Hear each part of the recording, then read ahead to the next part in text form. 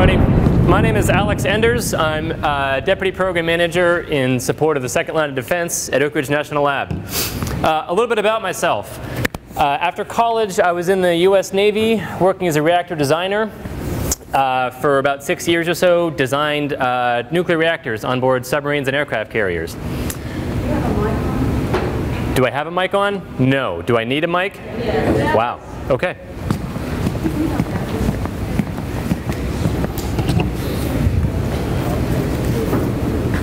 Does that work now? Anyone? Bueller? Bueller? Okay. So I was a reactor designer for the US Navy, designing submarines and aircraft carriers, and then I transitioned about 7 years ago into the area of radiation detection. So I'm excited about radiation and radiation detection, and I hope that over the course of today you guys get exposed to some of that. No pun intended. Yeah, it's a nerdy joke. You'll get it later. Okay, next slide, please. So what is radiation? When things decay, when they radioactively decay, they do it in one of 4 ways. Hit it. Alpha, beta, gamma, and neutron. Now, why do we call it these funny names? Back in 1898, 1899 or so, they put chunks of uranium in front of the instrument of the day, which is a cathode ray tube. And they saw 3 different rays in this cathode ray tube. They didn't know what they were, but they just saw 3 different effects. So they called one of them alpha, one of them beta, and one of them gamma. Those are the first 3 letters in the Greek alphabet. So it's like calling them ABC, but in Greek.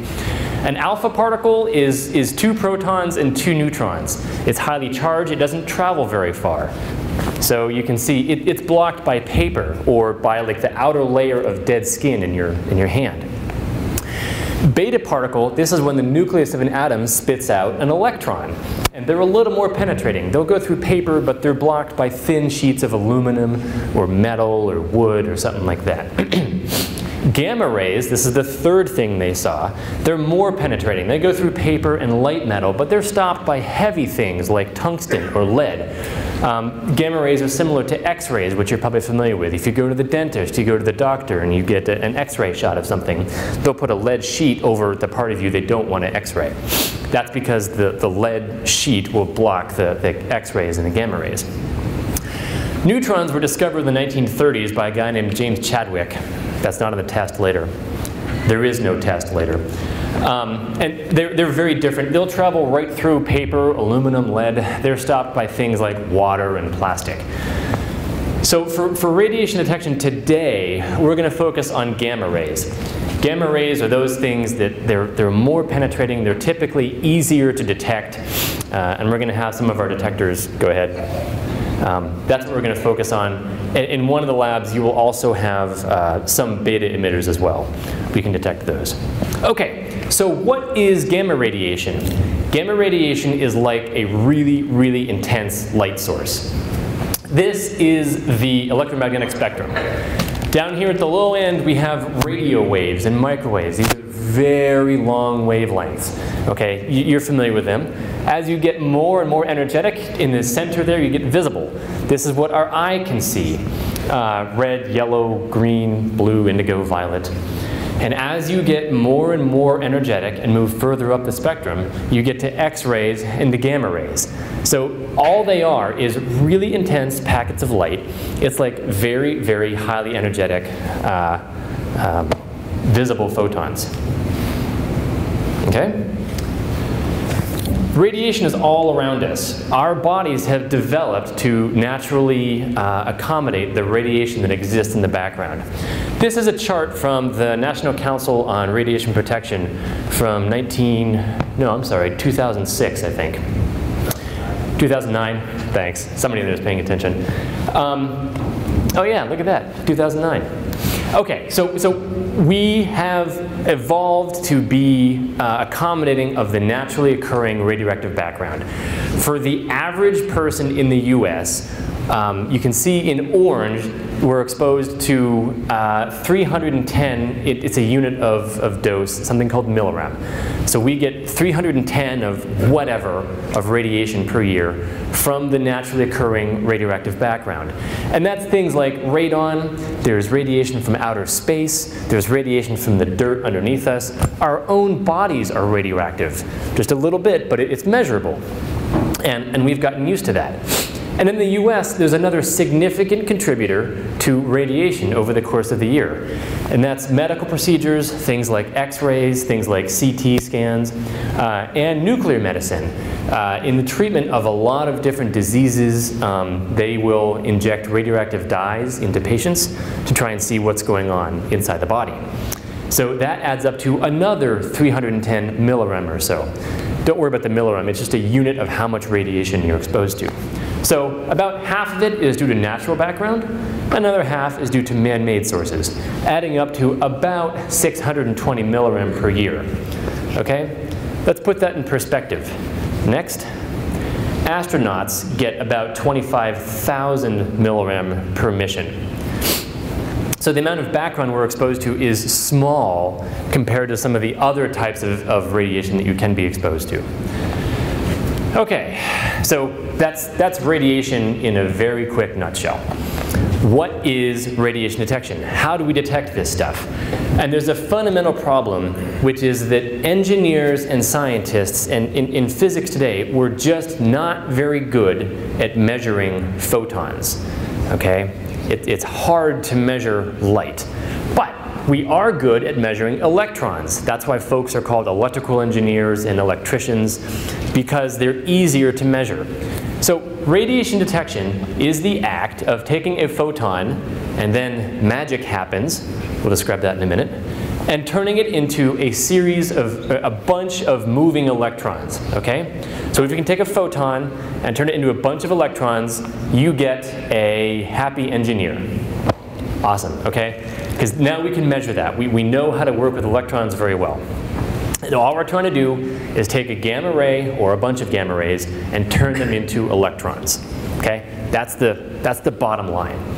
Let's go into some details. This is the magic of a Geiger-Muller tube, and this is what you guys are going to be using in one of the labs in a couple of minutes, okay? We have here a battery source. In this case, it's a high voltage, 500 volts or so, very low current, so it's safe. It's not going to, it shouldn't kill you, I hope. Just kidding, it's safe. You hook it up to a counter, and there's a resistor in there, but the magic is inside the tube. Through the center of the tube, you can see that little gray wire there, that's called the anode. We hold that at a high potential. That's at 500 volts or 1,000 volts or something high. On the outside is ground.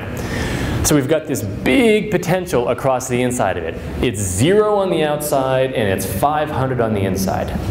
Here's the magic of a Geiger-Muller tube. You can see in purple you've got ionizing radiation coming in and it enters this tube. And then if you're lucky, it hits an atom of gas inside the tube. And when that ionizing radiation, when the gamma ray comes in and hits that atom inside the tube, it splits it into an electron-ion pair. You get something negative flying off, you get something positive flying off, okay? That becomes cool because the negatively charged, it's purple in that picture, it's an electron, it goes flying towards that 500 volt anode in the center of the tube. And then the ion slowly makes its way towards the outside. But the cool thing is, when the electron hits that anode, it makes a blip that you can detect on your counter. So your counter is sitting there at 500 volts, and it looks for a quick dip in the voltage on that wire as a bunch of electrons hit that anode. Next slide. This is a bit of a zoom in on what happens in the Geiger-Muller tubes that you guys are going to be using in a couple of minutes. In the center we have the anode wire. Again, that's held at about 500 volts, maybe 1,000 volts depending on the detector design. Along the top you've got that purple line. That's an imaginary, well not imaginary, but that's a radioactive particle or a gamma ray that comes in and it hits an atom at the yellow dot. Okay? Again, we said it splits into an electron-ion pair. The electron goes flying towards the anode, and on its way, it creates more ions. And you get this thing called an avalanche. You guys have all seen pictures of snow avalanches. This is kind of like an electron avalanche. It makes more pairs, and that goes on to make more pairs, and more pairs, and more pairs. So it's not just one electron hitting that anode, it's thousands or tens of thousands or millions of electrons hitting that anode wire all at about the same time. Again, the magic of the Geiger-Muller tube is taking a photon of light, which we're not very good at measuring, and now we've got a whole bunch of moving electrons that we are good at measuring. That's how it works, and that makes a bunch of engineers and scientists happy, because now we can measure that. Okay, next. Geiger-Muller tubes come in a whole host of different shapes and sizes depending on applications. The one you guys are going to be using is kind of hockey puck shaped, and that's because it's good at measuring both gamma and beta. I'll spare you the details right now. But they come in a variety of shapes and sizes for different applications. Okay? Where I work at Oak Ridge National Lab, we test a bunch of handheld detectors. There's other ways to detect radiation also rather than just Geiger-Muller tubes. This is a display of some of the stuff we were testing last summer. Again, they have different applications. Some of them can identify specific materials. They can be fancier, they can be cheaper, they can be a lot more expensive. The one on the right is about $70,000 or so. Please don't drop it, we don't like that.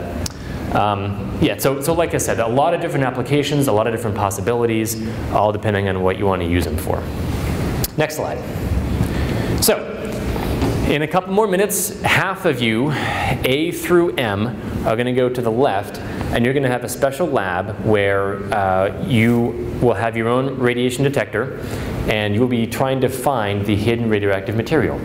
We've got a bunch of models set up for you, different scenarios. There's like a town, there's a marina, there's a factory, there's a bunch of piping.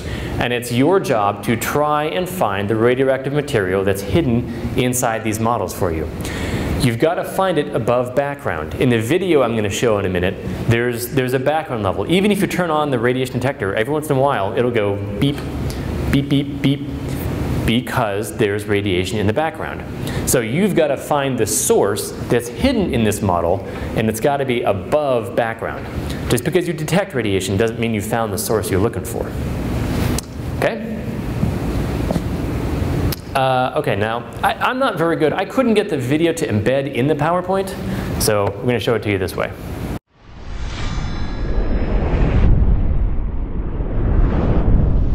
Gamma rays are electromagnetic radiation, which essentially means it's a color of light that we can't see.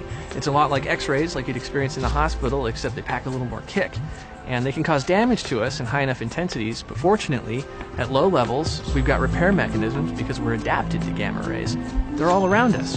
Our own sun is a giant gravity-driven thermonuclear fusion reactor, and we're getting radiation from that, in addition to all the other stars. Every pinprick of light in the night sky is another nuclear reactor, essentially. In addition to, there are natural radioactive elements in the Earth's crust and deeper, which are contributing a few gamma rays up from below, and together, these provide a gamma ray background, which is natural.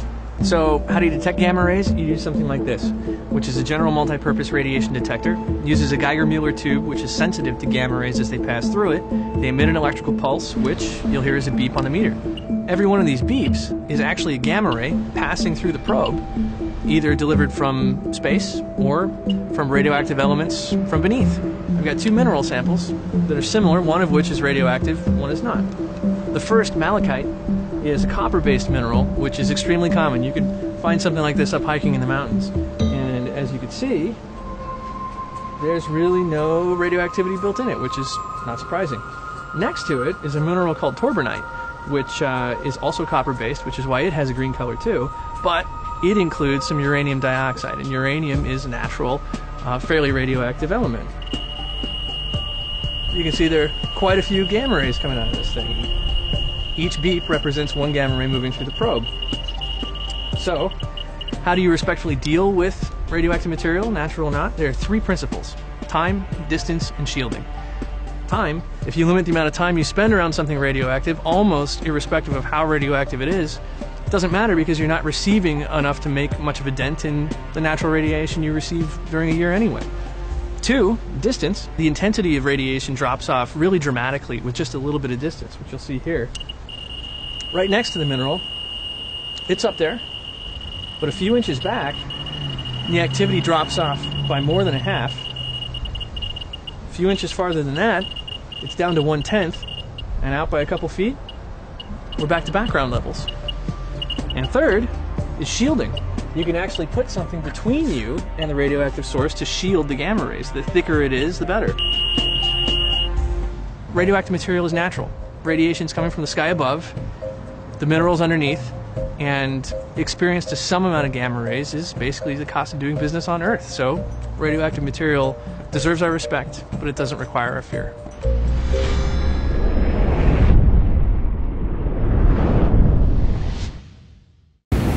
Okay, so if you don't believe me, believe that guy. He was on the internet, it must be true. Yeah. Thanks to the Weather Channel actually had that video. Okay, the other lab, those of you, let's see if I know my alphabet, N through Z, I think I got that right.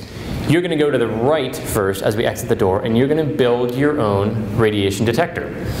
And then after 40 minutes or so, we're going to switch. So not just, that doesn't mean A through M, you guys can tune out now. You're going to have to do this later. You just do this second. You're going to build your own radiation detector. And to lay the groundwork for that, we're going to go through some basic electricity concepts. Number one, there is a relationship between current, voltage, and resistance. I'll describe all those terms in just a second. That is described by something we call Ohm's law. And simply, it's I equals V over R. I is current, V is voltage, R is resistance. And I is V divided by R. Current, which is measured in amps, is a measure of the flow of electrons. You can think of it as how many electrons are flowing through your wire. Voltage is the force that makes the electrons move. How energetic are those photons, or are those electrons? And resistance is the forces that oppose the flow. So if you think of a water hose, current is how much water is flowing through your hose. Voltage is the water pressure. High pressure means those things are moving fast. And resistance is the size of the pipe. You have a very small pipe, you've got a high resistance, and not much water is going to flow. If you have a big pipe, more water comes out. Okay, so water flow is a good analogy here. Next slide. We're also going to use breadboards. This is an easy way to stick together a bunch of electrical components that you don't have to do soldering or anything fancy with. It makes plugging things together very easy. On the next slide, I'll show you a little graphic of what they look like. But they're conductive strips with holes where components can be inserted, and some of them are connected, some of them are not, and you'll see why in just a second. And all you have to do is stick the wires into the breadboard. It's pretty convenient, it's pretty cool. Okay, next slide. Here is a typical breadboard. I think the one you guys use is going to look pretty similar to this. The way we do it is you hook the positive, you're going to have a battery pack that's got positive and negative on it, and you stick the positive end of the battery pack into that red column there, and then you stick the negative end of the battery pack on the blue column on the other side. You can do it whatever way you want. All the breadboard is just electrical connections, but to be consistent, you stick the positive in the red and the negative in the blue. And then on the right, you can see a little diagram here. Each of these 5 holes are connected together, and only those 5 holes are connected together. So you use that for connecting different components together. If you want to have a bunch of things that all have the same voltage or something, you'd hook them into the same row of 5 holes. And then those 5 holes are electrically separate from the other 5 holes, and the other 5 holes, and the other 5 holes. So you can quickly wire together a circuit by doing this. Okay, next slide. We're briefly going to go through the components of your circuit, then I'll show you a picture of the assembled thing. Try and remember the assembled thing, because you're not going to have the picture of the assembled thing when you get to the experiment. Okay, you're going to have a battery pack. It's going to be 3 AAA batteries, nothing fancy here. Each has an output of 1.5 volts times 3 batteries makes 4.5 volts coming out of this thing. There's another piece of magic. This is the photoresistor. This is going to be your radiation detector in a small package. And what it is it's a resistor, so it resists the flow of electrons. And when there's no light, its resistance is 1 mega ohm. It's big. It's a very large resistor. It's like taking a garden hose and putting a kink in it. Okay, so basically no water, no electrons are going to flow through this thing. But if you shine a light on it, and we're going to give you flashlights, if you shine a light on it, the resistance decreases down to about 8,000 ohms. It's a big drop. It's a factor of 125. So no light, it's like a kink in the hose, and when you shine a flashlight on it, the hose opens up and electrons and water can flow through. Okay, water's not going to flow through your photoresistor. I'm just making an analogy here. Hope that's clear. Okay, so that's a little piece of magic, but we've got to put other things together to make it work right. Components of your circuit continued. Light emitting diodes. This is cool. We're going to make the LED light up in the presence of radiation. And remember, radiation, a photon, the visible light, the stuff coming out of a flashlight, is pretty much the same thing as the gamma rays that you're going to be detecting with the models over there. They're just different energy levels. So LEDs are available in many colors. They only work when electrons flow in the right direction. They don't work if you try to force electricity backwards. So to keep that straight, the longer lead, you can see it's subtle, but you can see it. Each one of these leads, one of them is slightly longer than the other one. The longer one goes in the positive terminal, the shorter one goes in the negative terminal. If you get it backwards, it won't work. And so in case you screwed it up, just turn it around and see if it works again. Another very important thing, this is important. The LEDs have a current limit of 20 milliamps, not much. You can fry an LED, and take my word for it, nothing magic happens. It doesn't go pop, it doesn't glow brighter, there's no smoke that comes out of it, it just kind of dies. There might be a quick flash, but so don't hook the LED straight up to the battery supply. There always has to be a resistor in line with the LED, so you don't, I'm going to say blow up the LED, but trust me, it doesn't blow up, it doesn't do anything cool. So remember that. Longer lead from the LED is the positive terminal, and don't hook it straight up to the battery pack. We're going to put a button there, so you push the button to turn on your radiation detector. The button is on when it is activated. It's a momentary button. The leads directly across from each other are always connected, and the leads beside each other are only connected when the button is pressed. So if you look on the bottom side, the two opposite each other are always connected.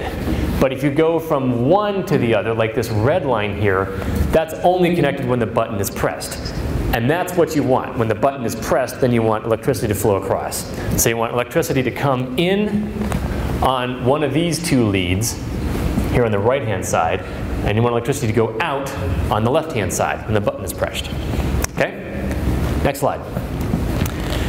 Take a mental image of this picture. You're not going to have this at the station over there in the cafeteria. So P, how does this go? P, B, P, L, if you can remember that. Power source, button, photoresistor, LED, P, B, P, L. That's how you want to hook this thing up on the breadboard. In the image on the right, you can see there's the power source, and it's the red is hooked into the red, and the black is hooked into the black, or the blue on the breadboard. And we go to the push button. You can see the red button on the top, and then it goes to the photoresistor. That's where you're going to shine your flashlight on it, and then it goes through the LED, and then it goes back to the power supply. PBPL.